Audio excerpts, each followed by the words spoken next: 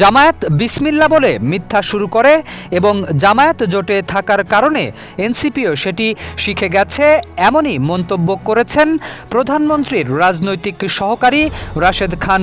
BNP সরকারের ৬ মাসে ৫১২ জন গুম হয়েছেন।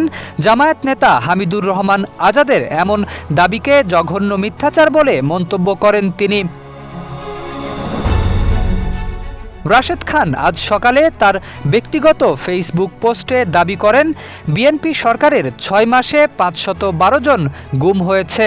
এমন দাবিটি যখন জামায়াত নেতা হামিদুর রহমান আজাদ করেছিলেন, তখন নাহিদ ইসলাম সহ ১১ দলীয় জোটের শীর্ষ নেতারা তার পাশে ছিলেন।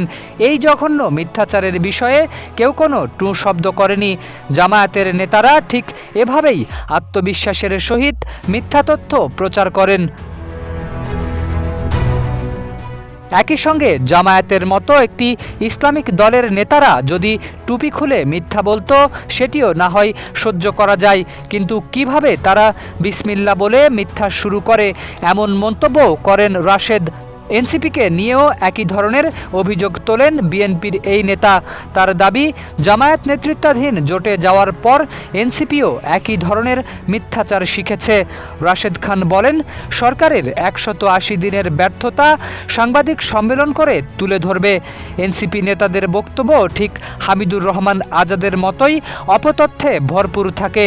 এজন্যই মানুষজন বলা শুরু করেছে, আত্মবিশ্বাসের সহিত গুজব, মিথ্যা ও প্রোপাগান্ডা প্রচারে জামায়াত এনসিপি ইতোমধ্যে চ্যাম্পিয়ন হয়েছে।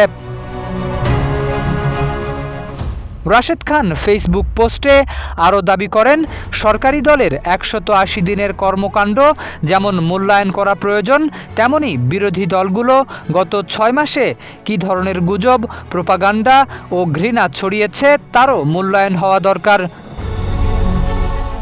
শরীফ উদ্দিন, ইত্তেফাক নিউজ।